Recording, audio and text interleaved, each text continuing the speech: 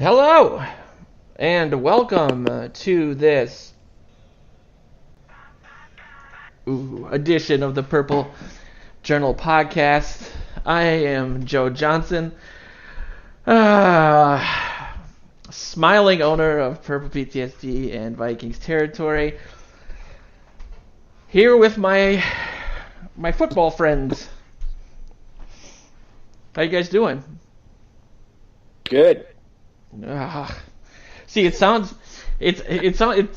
people probably think it's awkward for one reason and not another, but I played InSync's Bye Bye Bye as the addition, so we officially have some InSync. Why did you tell me that? I wanted to balance out the Dylan with some real music for my generation. Now I'm no longer doing good. You hear that? My introduction is preceded by InSync. Oof. The lesser of the two 90s boy bands, for sure. If you're talking about 98 Degrees. Anyway. That is by far the hottest take I'm going to drop. Yeah. The most controversial thing I'll say. Write that down. Tweet it out. Luke loves him some Backstreet Boys. So, I'm here with Joe Oberly, who writes for Purple PTSD, Vikings territory, and the Sports Post. I feel like we're not, with the bye week, we've kind of been off from Morning Joe, so I feel like we haven't talked in months. That's where the bye comes in. I'm a little slow, but I get there. Oh. I actually needed you to explain that to me, too. Yep. What is it? You might need to check if the air quality at your apartment. Since it's awful. It's not InSync, for crying out loud. Boys bands, they're not a big deal. What are you doing? Boys bands. I can see Joe shaking his fist right now. The hippity hop. Luke Braun is here, and he's having quite the time, despite the fact that if I know where you live correctly, which is the creepiest way to ever phrase that, you are in the valley and thus away from all the major fire. Do I get that right? Yeah, so no longer living in the valley. I did move a couple weeks ago. Moving on up. So I'm in like the proper city where the air quality is still really bad. But yeah, the fires are far enough away where I'm not like under any threat of evacuation or anything like that. But I can smell them. Ooh. Talk about dedication to the podcast. How do you guys feel? You know, my condolences to everybody out there. That's tough duty. It is really, worst really tough. ever. A lot of people that I know and people that they know have been affected, and it really sucks. And I'm really happy to see what the Rams and other sports teams have done in support. And if you send a screenshot of any donations you make to me, I will love you forever.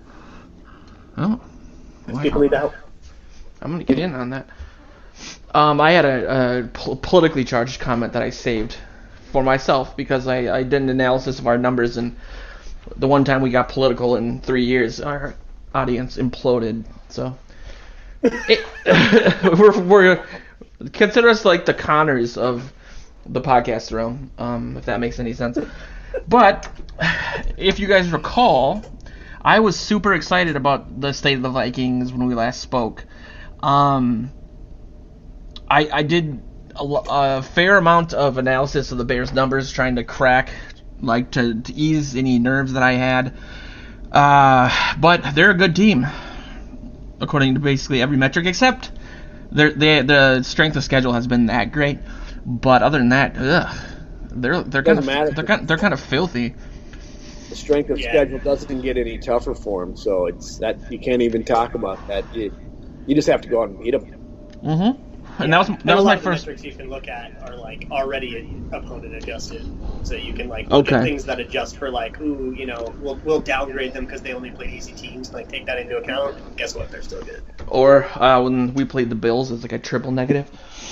Yeah, it's killing us in like every advanced metric because we got our butts kicked by the Bills, and if you like remove that game, we look way closer to the 2017 metrics. But you shouldn't, because that game happened and it counts. Yes, and the problem is, what's important is that they've gotten better since that game. So in in real football, no offense to metric, but in where it counts, they're starting to play better and on defense and just so I'm still optimistic, but yeah, the Bears. I tried to put the Bears out of my mind because I have been able to for 4 years. I've been the basement of the NFC North, and as Luke was saying earlier, off before the podcast, that's 4 years of really low draft choices. So they've got John Fox drafting, now they got Matt Nagy drafting, who seems to know what he's doing, and picking up someone like Khalil Mack. They have slowly and surely really built themselves. They've had the defense. They gave the defense a Mack injection, but they also have been bringing this offense along. Trubisky is figuring it out at a rapid fire rate. So the first question I wanted to just pose to you guys, just to get a general feel on where you're at, is I don't want to say, do you think the Vikings need to win this game? I guess you've already answered it, but I mean, do you expect? How about this? Do you expect the Vikings to win on Sunday? Let's skip right to the end and kind of work backwards, since we didn't have a game to focus on this week. I mean, is this a team that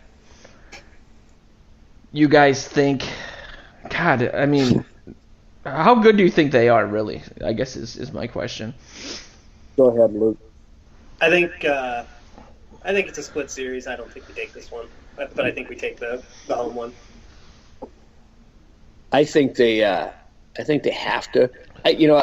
I've hated the term must-win game, as you know. I've complained about it because I'm a grumpy old man. Get off my lawn. But I called it in my story or my preview watershed game that the team that wins here moves onward with the chance to take the division, and while the other one kind of meanders off in a little tributary, and becomes less relevant. They're not out of it, but that tributary couldn't work its way back to the division. But this is especially for the Vikings, who are down half a game. They need to win this game, and if they do this in Soldier Field, where they've historically, means nothing, had trouble. And they're beating, a team that's, got a top 5 defense, and they've got an offense that's the 6th rank, as far as and they're scoring points. I mean, they score like 29 point, almost 30 points a game.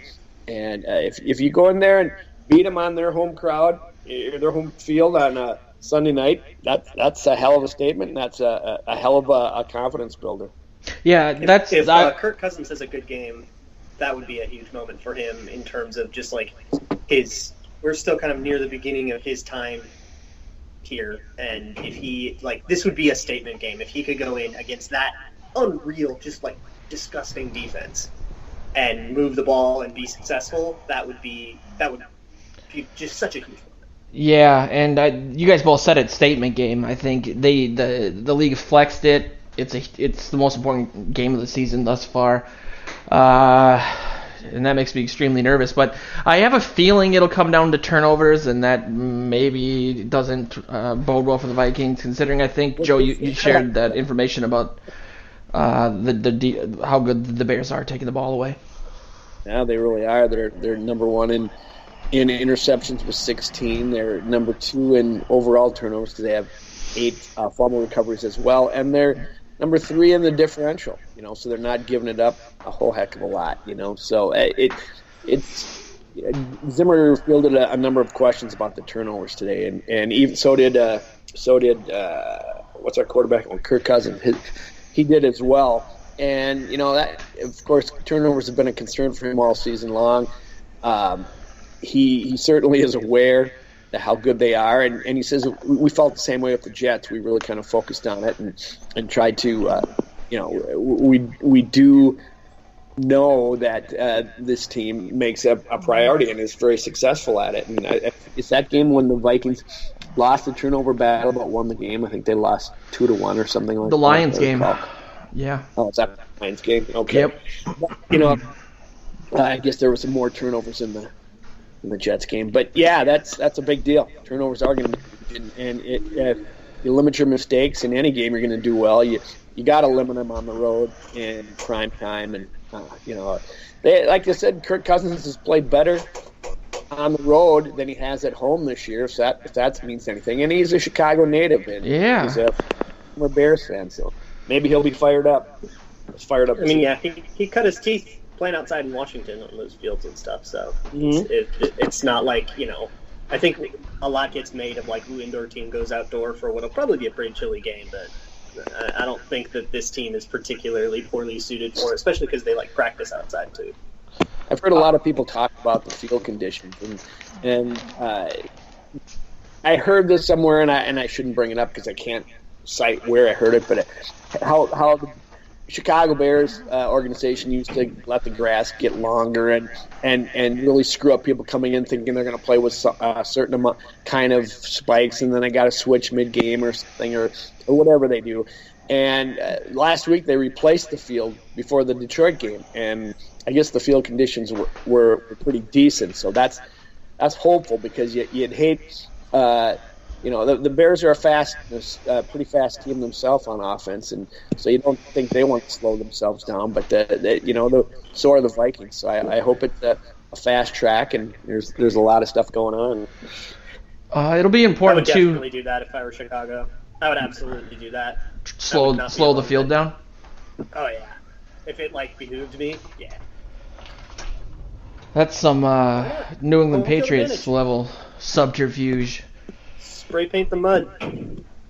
Yeah. Yeah. That's what I heard. Isn't that a conspiracy about the 41 donut game? I remember that from when I was a child. I remember people thought that the Giants were listening to our radio calls, so they knew every play before it happened.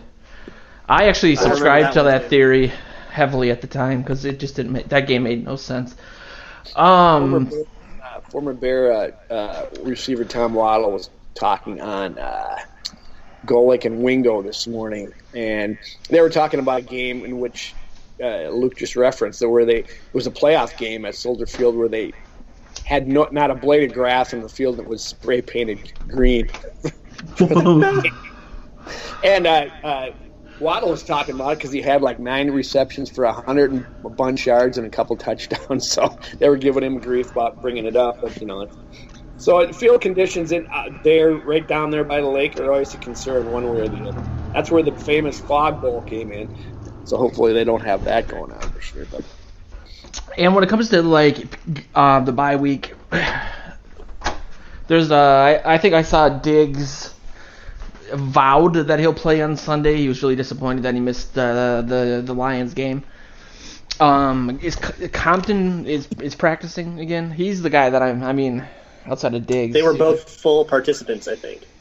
So yeah, that'll be. Yeah, Diggs was. I know that. Yeah, I think Diggs and Compton were full. There were a few new people that were limited. Thielen was limited with the calf he sustained in the Lions game. If you remember that big hit he took on the sideline, he's still out with that.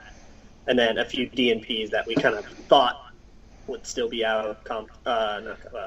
David Morgan, Barr is still out. And Zendejo did not practice. Yeah, that's is that a hammy too or a groin? It's a groin for him, which brings up something that Luke, I saw you tweeting about this before, about how well Harris has played in his stead. Yeah, I'm going to write about it. There's an article that I was going to put on the agenda about that arguing that he deserves a contract extension. Oh, definitely, at least as a backup. Yeah, I mean, I can't imagine he'd be that expensive, and he's been pretty great. I think you have to offload Sendejo's money. I think there's more important players on the defense that deserve to be locked up. I think you can offload Sendejo's money, and that can probably open up enough space to get yourself like a Sheldon Richardson or a Barr extension if you're into that, or even getting money for Waynes. I think all 3 of those players I would take over Sendejo, considering the play of the guys behind him.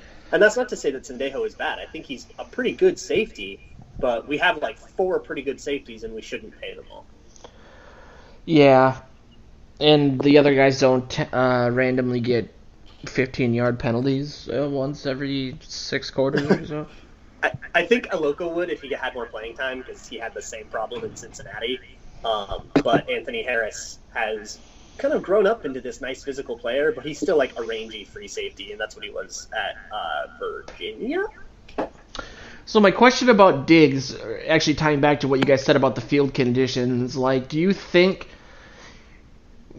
Luke, you said it best when you said, it's not as simple as putting an indoor team outdoors. I mean, the Vikings offense, when it's been really working through the air, it hasn't really, I don't want to say it hasn't been like super dangerous, like a Randy Moss-esque team with down the field speed. It seems like they earn their yards in a different way than let's say the Randy Moss, Chris Carter offense did. In that, I just can't imagine slowing the field down would hurt them all that much, at least comparatively. Kirk Cousins is a really low depth target right now.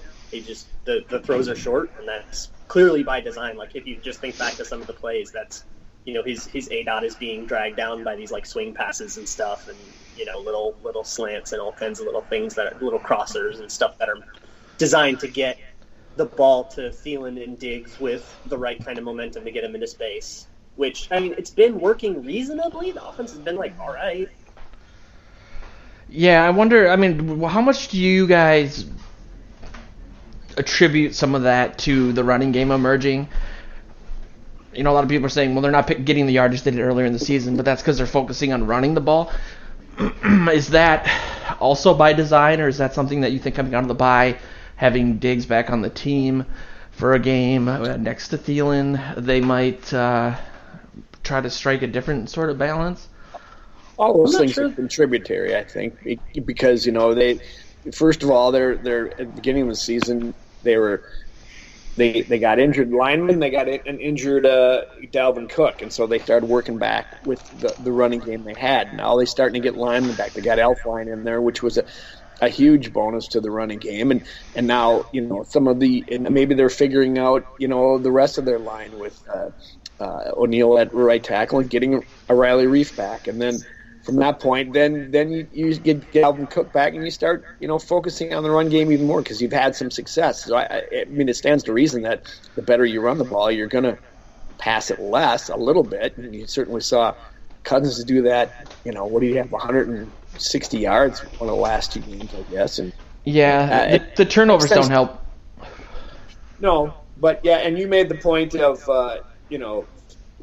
Diggs being out. That took away Thielen. I think it's very important that he's in there. That they got to pick your poison out there on the back end. So I think it's all part of it. But I don't know if the run game has emerged. I think we kind of said that because there was a 130-yard game or whatever against the Lions, but all of it came on one play, and outside of that one play, it was pretty abysmal. And I think it just has remained bad. So I'm not sure if I want this team to just force this run game that isn't very good and just throw away a bunch of plays on it. They were better when they were passing 45 times a game. Yeah. But they can always do that too. You get the I think they really want.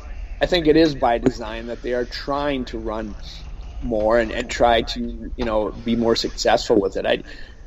It certainly has improved from where it was, but yeah, it's not 2012 Adrian Peterson yet, but it's I mean, it's bottom 5 in the league. It's pretty bad every time we run.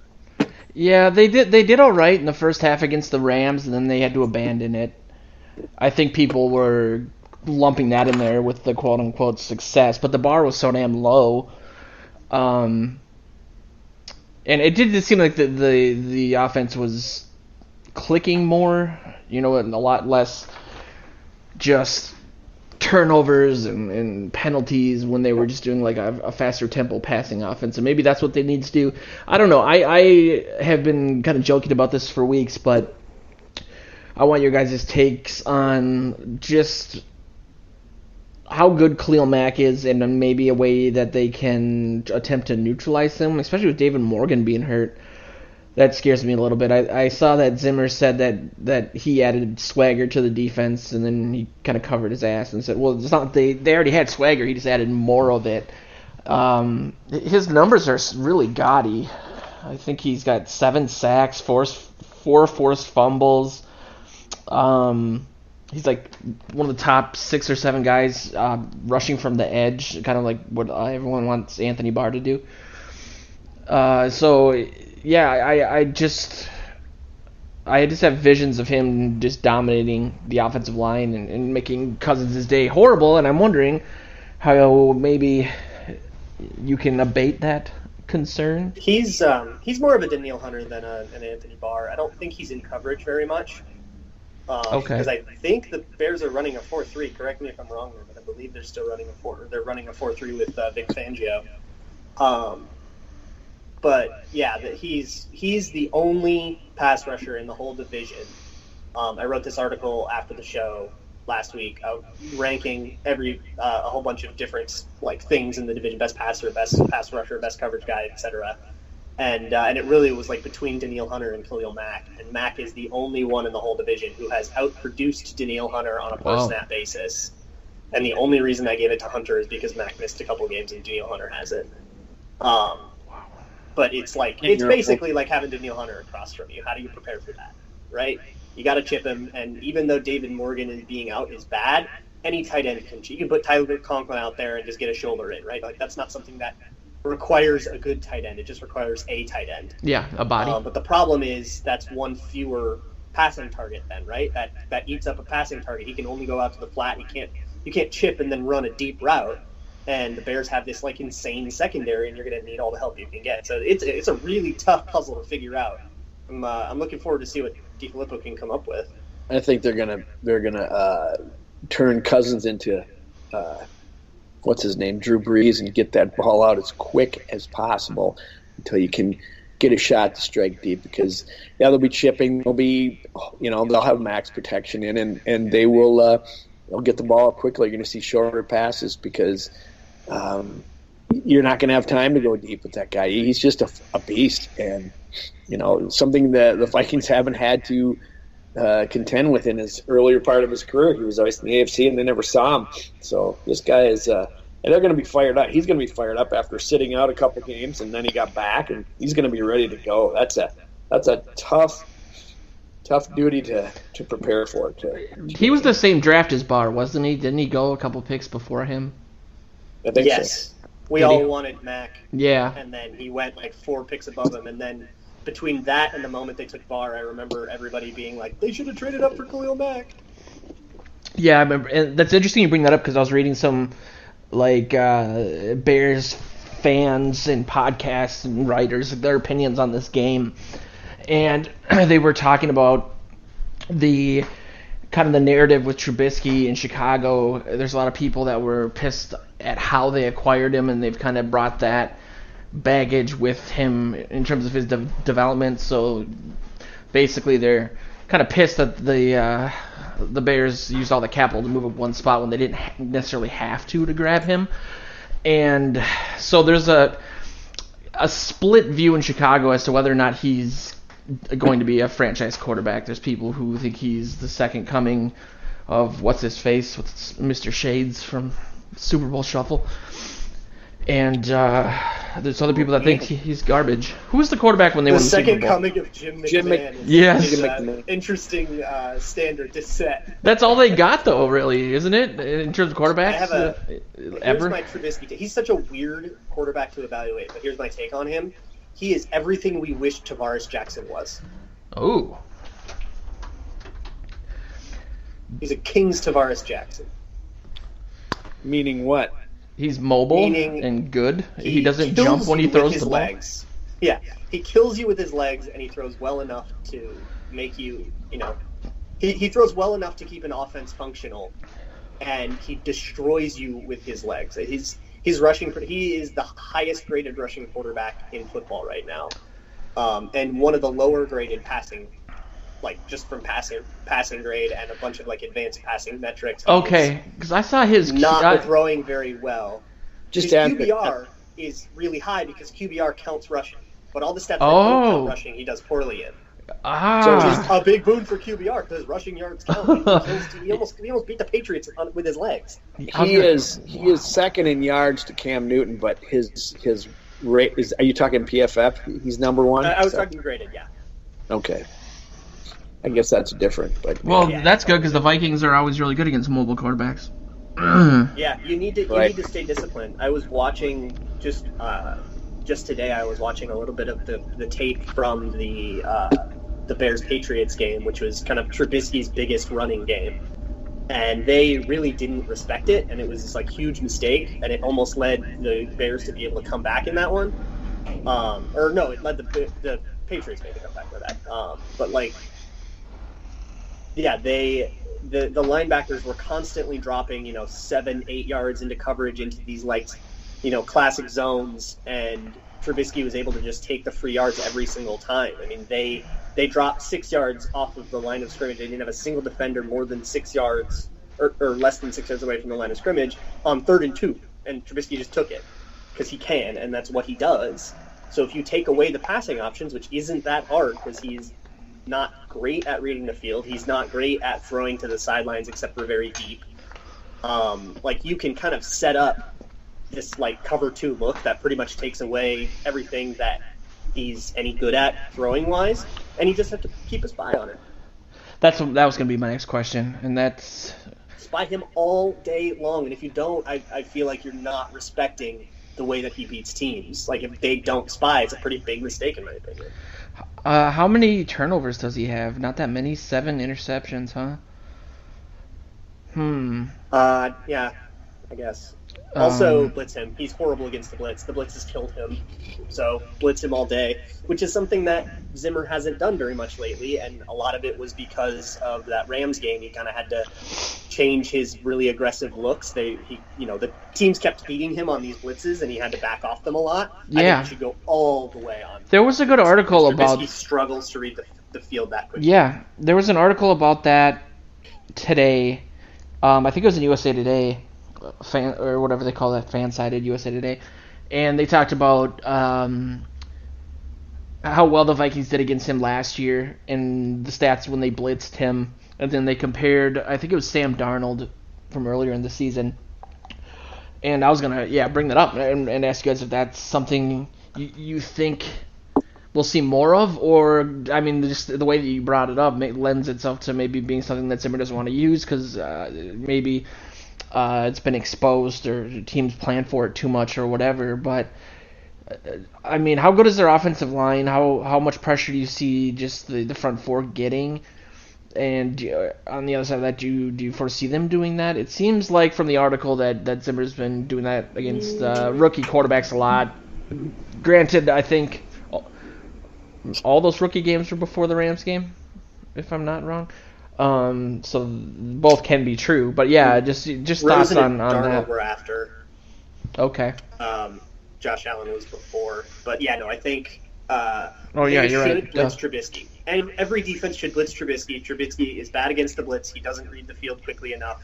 Like you can't blitz Drew Brees. Drew Brees will read where the blitz came from and then throw to the hole you opened. Mitch Trubisky is not capable of that. He is too young. However, on the whole, moving forward over the whole season, it seems like they've kind of made the determination that, like, all right, these blitzes aren't working as well as we hoped they would. We need to back off them. So I think on the whole, they should, like, stick to their guns there, right? Like, that's the decision that they came up with. But against Trubisky, you really should blitz Trubisky. I think they will definitely blitz him because they have to pick their spots. They can't just go all out and go back to the way they were, blitzing before. You're gonna see them spying him and really keeping him in, because if you've seen him run in any of the games, my gosh, he's a talented runner. He's big, he's strong, he's quick for a guy his size, and he will get out and go. So you've got to get home when you do it, because he will beat you in his legs. He's done it more often. He didn't have to do it a whole heck of a lot last week against the Lions because they were so bad, but even when he did, he scored a rushing touchdown. He tends to still overthrow some of his receivers, so you want to keep him in the pocket and trying to make him make decisions back there. So they won't maybe not blitz him a lot, but I think from time to time they were going to give him some different looks just to mess with his head, because they had so much success with it last time. So yeah, I think they will. Yeah, blitz when he's behind the chains. I think that's the spot that you have to pick, because when it's 3rd and 4 or whatever, 2nd and 4, and you blitz, and then they can just hit the slant and convert on you. But if maybe you stop a run play on first down and it's like 2nd and 9, 2nd and 8, then you can pin your ears back, because then you can get a quarterback thinking like, oh no, I have to make something happen, and that's how you can force mistakes. Which is how this, if you're going to win this game, ultimately, you need to hand Trubisky the worst game of the season. Right. And I don't think that, speaking of the punky QB,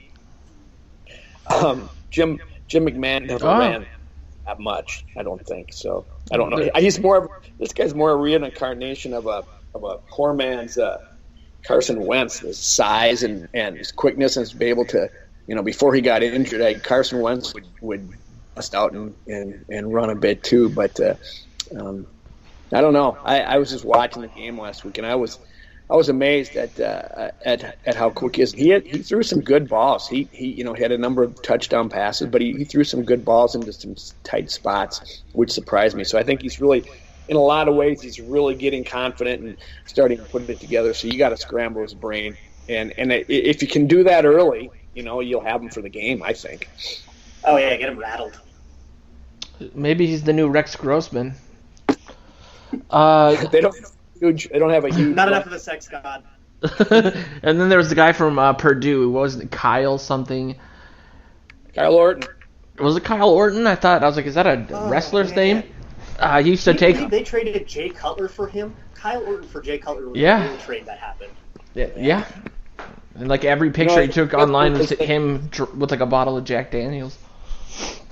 Their running back duo is good, but they're not doing gangbusters back there. Well, that was my next question too. Was that the other side of it was there's a lot of rumors before the trade deadline that the Bears were looking to shop Howard because they haven't been all that pleased with what he's been doing.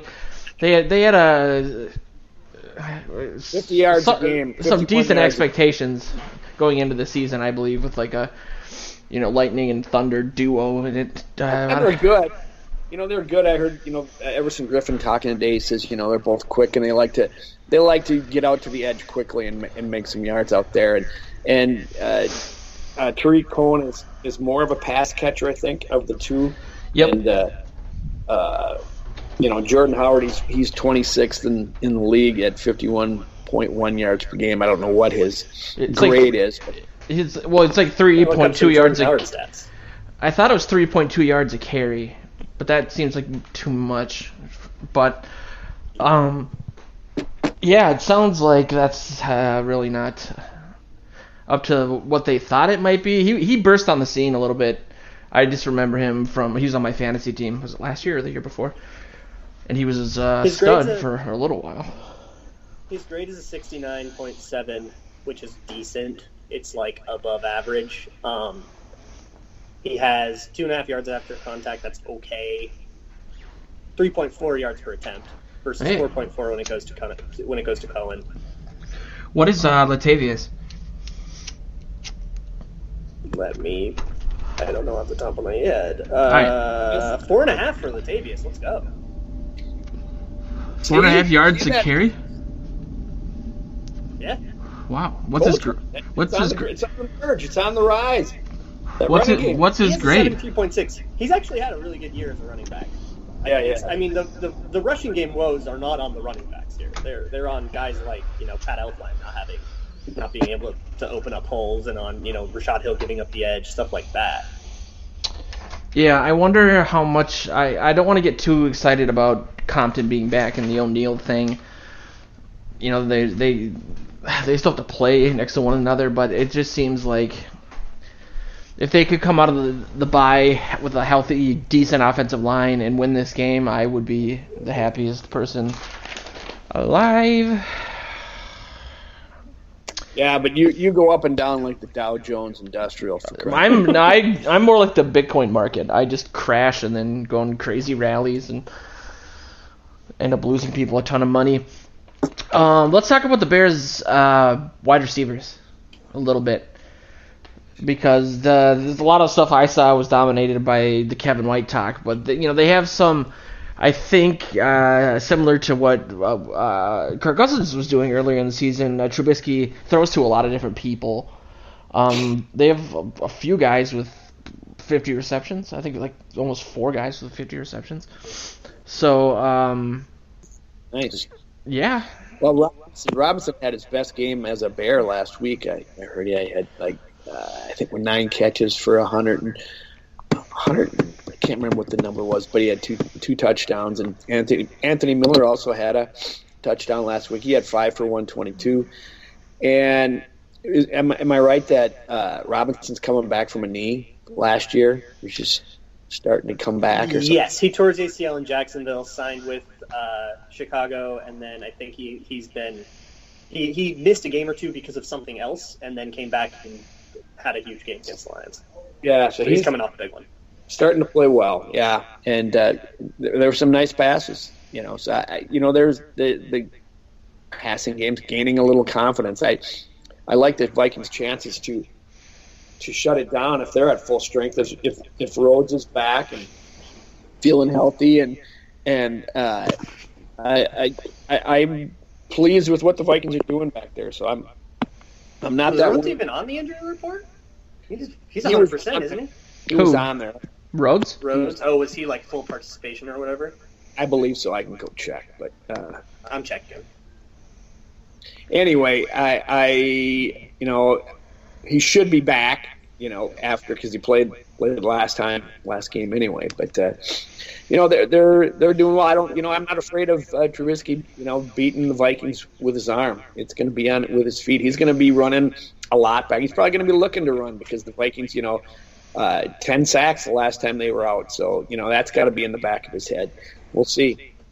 And that's got to be a third and long thing too, because I can just envision this like 3rd and 15 after they get a holding penalty and something else, and this they cover it perfectly, and Danielle Hunter can't quite, or Everson Griffin can't quite catch up, and he scrambles the whole thing and he dives forward and converts a stupid 3rd and 15 in a huge moment. Like, I can absolutely imagine that scenario, and that's what you have to prevent.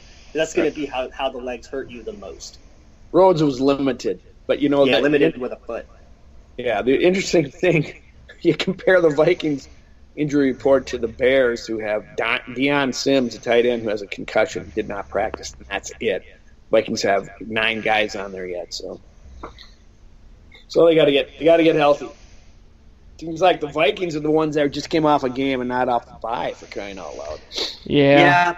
This injury report's a lot better than it looks, though. Like, Thielen will go. Diggs and Linval were full participation. They're just still a little bit, bruised and banged up. Compton looks like he's ready. I think, and the guys that were missing, David Morgan, I think that'll hurt in the run game.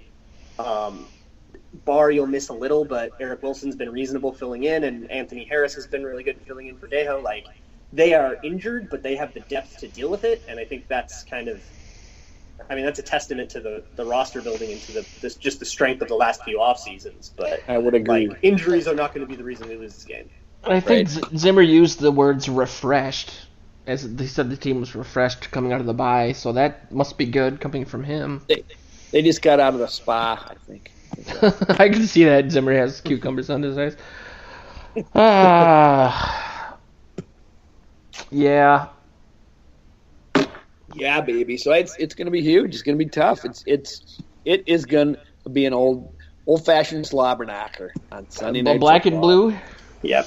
Yeah, it's going to be a defensive game with these two defenses. The Vikings defense is back to form. If you remove the one Rams game, they're like first place in everything. Which again, you shouldn't, because it happened, but it does kind of tell you that the team is past that hump. And, the only defense better is the Bears. They said. Why they have. Go ahead. I was just gonna say they said it that some players on the defense said at the time, we have one of these a year. We're just glad we got it out of the way early. And at the time I was like, that's such a crock. Yes. But because they say what's the first one, but seems like they have been playing a lot better. What reason why they have to win this game? The major reason why they have to win this game is because our schedule sucks. Frickin' Bills game. Oh, yeah. That game is going to haunt them.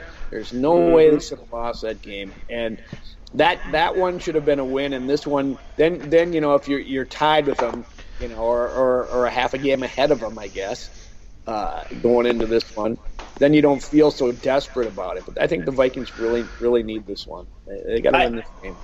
I said this before the Lions game. I think this divisional stretch defines the season, and I think this divisional stretch is way more has a way bigger impact on the season as those other games. And I guess you could argue the Bills game hurts more because it's one we should have won. We were so favored to win, and it was such a probable win that losing it has a bigger impact. But that game can be erased if you take out this division swing here. That's what I'm saying. But the fact is, the Bears go in and beat the crap out of the Bills, and I suspect the Lions can beat them too. Maybe they didn't. Green Bay did. Green Bay certainly beat them. The stink of that game, it still bothers me. Yes, you win these 3 in a row, Lions, Bears, and Packers, and you're right back in the catbird seed. You're everybody's chasing you then. Yeah, exactly. And Joe, when you said that about the Bills game, I was thinking that should the Vikings not win the division, having a loss like that when it comes down to wild card spots is gonna be rough too. Well, yeah. Although that won't hurt you within the. No, just it might be a 10-win team, and you're totally on the outside looking in because of that game. Totally. Yeah. If they get these 3, and then they have Miami coming yet, and of course they got to get past the Patriots too. But if they win these 3, then I feel them pretty good going into New England to beat them. Then I'm not as concerned about that one. But I'm gonna take Zimmer's approach, and if they go 3-1 in this 4-game stretch, I'll be happy. Oh, that'd be phenomenal. Because then you go into a game against this ailing Seattle team, and then this Miami game. Yeah, that wouldn't be the worst. I heard you say that, Joe. So now if they go 3-1 and they win the first 3 games and then they lose, I'll be despondent. Exactly. You already know it, man. I can't even lie. You can hear the smile on my face. I knew where you were going. Yeah, it'll be interesting to see how. Luke, you mentioned earlier you're excited to see what DiFilippo brings. I wonder with Diggs back. I know what one of your over-unders is, and it's the one that intrigues me the most because I am super predictable. But it'll be interesting to see how they come out against this defense, and whether or not the jersey maker spells Akutamara's name right, if I pronounce it right. Prince Amukamara. Amukamara, there you go. Their secondary is so insane. Did you see that? I was just gonna. Never mind. They spelled his name wrong on his jersey this week, and they did that a couple weeks ago too. So I thought that was kind of funny. That's amazing. And then I butchered his name. Yeah, so Prince Amukamara, who I believe has been an All-Pro before, at least a Pro Bowler, is their 3rd best defensive back. Their secondary is disgusting. Kyle Fuller's probably the best coverage man, in my opinion, is the best coverage man in the division. They have 2 up-and-coming safeties. They have Adrian Amos and Eddie Jackson, both of whom are coming on really strong. And they have this pass rush of Akeem Hicks and Khalil Mack that they are just their defense is insane, and it's star-studded and it's young. As a fan of a division rival, I hate watching what's happening in Chicago on defense right now because they're doing it right. Yeah, so Amukamara is so good, but can he shred the guitar solo on While My Guitar Gently Sleeps? That's what I want to know. Ooh. There's a reference. Huh? Eric Clapton had to do it now. I know some stuff. What? Prince. Did you ever see that? Oh, I did see that. I actually watch that all the time. Okay. His first name's Prince. Move on, Joe. So, what do you guys think? Should we get into predictions? I am not as confident as I was about an hour ago. I'll tell you that much. Damn. It's gonna be a hard game. Hard road game against road division game against a good team. And it's gonna be a hard game. Fun Sunday night though. Good gritty. It's gonna come down to explosive, big, swingy plays. We're gonna come We're going to come on this podcast next week, and we're going to be able to point to like 2 or 3 plays that decided the game. And that actually scares me, just because I really the turnover stuff had bothered me with Cousins. I would rather Cousins Ryan Long with a 52-yard field goal. I know it is. Yes, there it is. I would rather Cousins lay down and take a bunch of sacks than fumble the ball once. Like, if that's what it takes to not get a strip sack from Khalil Mack, I would be totally fine with that. I would agree with that. That's I don't gonna think be. you're going to need a lot of points to win this one. You just need to not make it easy. I don't think their offense will be able to move the ball a lot unless you give them a short field and make it easy. That's one of my beefs with fantasy footballs, because not that you're talking about that, but most fantasy football leagues value sacks for the same points as turnovers, which, I disagree. Turnovers are much more devastating, and a lot of them just, so they should be worth more. They're huge. 4 points. I agree with you so strongly. I'm ready to go to war about it. Pardon me? Let's develop our own. About that. I agree with you very strongly. It's one of the very many things wrong with fantasy football.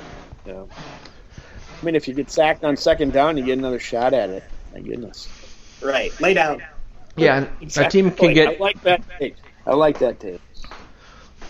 Lay down, Kirk. So we talked about the predictions of the score in that last week, but we can bring it up again just to refresh our audience. Oh yeah. Well, so we haven't. In case you're new, or in case you started listening this season, you're not quite sure what this other is. I'll just go over the format again. So this is score predictions between Joe Johnson and Joe Oberle. If you say you pick the Vikings to win 27-20, and the final score, that was Oberle's prediction for the Lions game. The final score was 24-9. So you missed the Vikings score by 3 points because you picked them to make 27 and they only got 24. And you missed the Lions score by 11. You predicted them to get 11 and they only got 9. So 3 plus 11 is 14. You add that up, and whoever's number is lower at the end of the season wins. Right now, the score is 139 for Oberle and 173 for Johnson. So there's a 34-point difference. And Joe Johnson has to start making up some ground. No, I don't. I like to lower expectations and then the last second underwhelm people. I mean, mine's out there. I can give you mine if you want to give it to you first. Sure. If you want a little more time, Joe, it's I went with 24-23 Vikings. I think the fact that the Vikings are getting a little healthier, the fact that they are, as I said in my preview, everything points to a Bears win. But I think that give Zimmer, an extra week to figure out something against these guys and what they're going to do against Trubisky, and I think they are going to rattle him. They are going to scramble his brain a little bit, and it's going to be, they're going to get their points, and they're going to be tough to score against. But I think they're going to be in right there in the sweet spot in the mid-20s. 24-23 Vikings. Last time you picked a game 24-23, the final score was 23-21 Vikings over Eagles. Get that out of here. Yeah. This is really painful. I think the Bears are gonna win, and I think they're gonna win 21-18. 18-21. I'm with you, Joe Johnson. I would pick the Bears to win this if I were in this competition. I would pick like 17-10 or something like that. I feel like we're just a team that is currently more prone to catastrophic mistakes and less prone to cause massive explosive things to happen than the Bears. The Lions scored 20 against them, so Lions 22. The Vikings certainly can score 22. I think Luke summed it up really well. I was going to say that if this game is going to be so close that it's going to come down to a team making a mistake, the Vikings have made those mistakes consistently. Mm-hmm. Yeah, we're good for 2 or 3 clowntail plays a game. Stuff akin to spiking it at Diggs' feet. That's a backwards pass. or Yeah. some stupid strip sack thing, or Cousins trying to run around. And Oh my I God, think, the sky is falling with you two. That quarterback got much more seasoned than Trubisky. He is going to be more prone. He hasn't had this kind of a deep front four coming at him this yet. So I think they're going to be in trouble for him. yeah, But I hope so. 5 years of doing this for us to look at. You're entitled to your opinion. That's fine. Yeah, the margin of error is really slim. I think Yeah. that kind of thing doesn't cost you every game, but this is the kind of game that it can cost you. Yeah, and that means really bad things for the next couple years. I mean, I'm looking at this that way too, and like you said, Joe, we had the luxury of kind of disregarding them every season because they were the doormat of the division, and now it's like, ugh. We're gonna play these guys I'll take twice this a year. ascension if it means Green the Bay, Packers fall yes, away. yeah, that's true. All right, what were the all right, so over unders? So, again, if you're new or if you're just confused about this game, the way this works is I have 3 different over-under bets that you can choose. You pick one of them. You can pick the over-under of any of these options, and if you're right, you get entered into a raffle to win a note. I, over the bye week, took away the whole you have to also pick the game thing because I think that was just confusing, and it just makes the game more accessible, and it also makes you more likely to be right, so you can enter more people in the raffle, and I think that's fun. Hooray. Luke, it would have been fun this week to see how many people picked the fight. Yeah. There. Yeah. We had, I think it was the Eagles week. We had plenty of people picking a loss. We had plenty of people picking a loss for the Saints week. So sometimes it happens, but yeah, most of the time, if it's not like a game against like a juggernaut, you're going to get 2 people to pick a loss, and then 40 people that pick a win, and then if the Vikings lose, then nobody gets to be in the raffle, and that sucks. Like So the we're just gonna Bills, take the whole the thing out Bills of it. week. Exactly, and it's not like people are just picking the Vikings. It's not like a contest from that. Right. Yeah. I get it. It'd just be fun to see. Anyway, go so ahead. the first over/under is Stephon Diggs, 71.5 yards from scrimmage. So if he gets 71 yards from scrimmage, that's the under. If he gets 72, that's the over. The second one is Mitch Trubisky, 27.5 rushing yards. So if he gets 28 or more, that's hitting the over. And the third one is Kirk Cousins, 0.5 interceptions. So if he throws any interceptions, he hits this over. Oh man. Overly, I believe you still get to go first. I do because I picked Adam Thielen. I went Yeah, A-bomb. I was the only one that got one right. down with A-bomb. Yep. Oh gosh, when I read this on your text, I read it wrong. I was thinking, I thought you said how many snaps Diggs would get, so I went and looked up normal amount of snaps. And so I was going, they're gonna shut him down and just put him on a pitch count. So I was all set to go with that one, but I haven't got a feel for that. So I'm going to go with number 2, and I'm going to give the over for Trubisky for rushing. Ooh, All right. that's a good one. I was thinking about that one. So yeah, Joe Johnson, you get to go. You and I are currently tied for the lead, but Overly's only a game behind, so we're still very tight. It was over under half turnover for Cousins. Interception. Interception. 4 fumbles wouldn't count. One or 0. I'll give him Dead air. the over on the For interception. Cousins? Yeah. You think he's going to Hey. take it? I thought it was turnover, so I got a small stroke, but yeah, no. Doesn't Cousins used to play in the Big Ten? There's an exception Where to every interceptions rule. are just a legend. That is the first question for Chad Greenway next week, actually.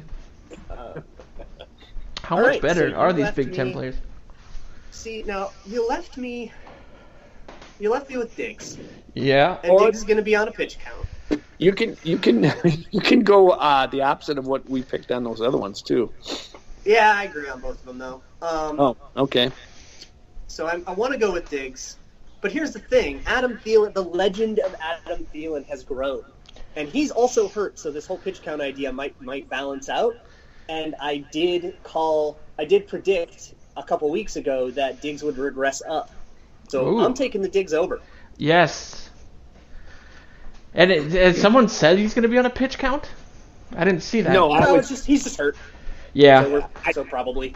And he I could. read- I don't think he's that he good, could. though, if he's full participated, and he participated more than Thielen did, and he's been like a little quieter this year. So I don't know if teams are going to double him like they were earlier in the season. I don't know. It might be time for this to kind of snap back to the way that it was. Earn that contract. Last season. I like it. So are you? You don't have to pick this, but you're picking. Oh, I guess you said earlier you're picking the Bears as well. That's right. So, I And am picking the Bears. I want people to know, and I'm sure I'm speaking for Luke too when I say this. I would love to be wrong. Oh yeah. I would Definitely. celebrate I like. how wrong I'm not very confident in picking the Bears. I'm kind of like. I've said this on this show before. Like when I feel really even about a game, when I feel like two teams are kind of toe to toe, I go with the home team. Yeah. Mm. And Good can you imagine though if Cousins, like, the Vikings are driving to win, he throws a pick six on a national game, all the shit people are gonna talk. Insufferable. Oh my god, I will annoy you. $84 million bust. That'll be the end of me. I'll move into the woods. People took that victory lap after the Bills game. I'm holding on the whole on like a macro evaluation of like Cousins and was he worth it, blah blah blah. I'm trying my best to hold until at least the end of the season. This is a 3-year experiment, and they're very locked into it. So declaring things one way or another right now is super useless. There's a lot of football to be played before we know if this is good football yet. Oh my God! And I've already, as far as I'm concerned, he's. I'm not going to put a dollar value on it, but he's been better than advertised. You take away some of the turnovers and clean that stuff up, and not all of them are his fault, and they're not. He's been great. He's been absolutely great. I did hear him the other day, though. I can't remember where he was talking, but he was talking about that throw to Thielen in the Packers game, that little window for the touchdown between those two defenders that fell backwards in the end zone. He said, "Yeah, after looking back at that, probably shouldn't have thrown that." I believe so. Next Gen Stats has this like completion probability. It's like their new fun metric, and it's basically like how likely was this to be caught? And I believe that was the least likely throw to be caught of this season that was actually caught. Yeah, that was gorgeous. So there's a little bit of, like he says, chuck and duck, or it was like I play golf, hit and hope, Yeah, he's definitely stood in the face of pressure a lot better. And if you don't think there's some of that in every other decent quarterback either. If you don't think there's some of that in all the other top-line quarterbacks that they, sometimes they're getting rushed and they got to get rid of it, and they, throw it to where they hope it's going to be good, and there's a chance that it will. And sometimes it is, sometimes it isn't. So I remember that against him. I remember an off-season conversation with Scott Kuhn, the director of analytics for the Vikings, who was talking about the decision to go with Cousins and kind of what went into that quarterback decision. And the way he framed it was basically, listen, if he does what he did in Washington, we're going to be successful. And and using that like paradigm to view the way that the offense is constructed is fascinating. Because they're letting him force all the passes he forced in Washington, whether or not it's a good idea, and it is often not a good idea, but it's often caught anyways. And they knew he does that, and they know that he can throw a ball that has a chance. So you just get you've got two of the best contested catch receivers in the league, and they we're okay with him forcing it. And I think that's a much more interesting way to look at it. That is. And I think that gets down to the core of like what they were going for. Yeah, Right. there's a lot of people that said. Go for it, Joe. I'm just saying he's got a strong enough arm to make some of those passes, get them home, as well. Yeah, and I think they're looking just at like, how many points he averaged in Washington versus how many points the defense allows here, and I think people were saying, just putting those numbers together, it's like a 12-4 team. So hopefully the leash doesn't come back to bite him, but we'll see. Geez. I mean, it might, but that's what we have, High risk, high reward, right? You get the Thielen play, and then sometimes you get boneheaded things like the Slay interception. It's life now. 7 games, they can still get those 12 wins, Joe. Yeah, they know. Is that right? I think they can. You gotta win if they win everything. Because I wrote an You gotta be article 12-3-1. today about my preseason prediction, and I said 12-4, and so I was probably not going to hit that one, but I did say Cousins would end up as a top 5 MVP candidate, so he needs to get that campaign going. Yeesh. We'll tune in next week. We're actually going to have a special guest. I'm still trying to figure out which show and the schedules and everything, but it's a former Vikings player who everybody loves. So follow us. Except one very prominent Vikings blogger. That is true. Yeah, just follow us. We'll talk about it after the show. Okay. All right. Follow us on social media, and I'll be announcing that. I don't want to announce it before it's set in stone, but it's pretty much a done deal. That when? What? He's coming to the show. We just haven't figured out which one and when. Yep. Yeah.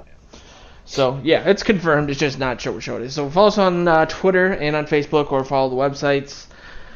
Or if you're on Reddit, I'm going to post the opportunity for people to ask a question to this person, so that should be fun as well. But this has been the Purple Journal Podcast. Thanks for listening, and we'll be back next week. Skol.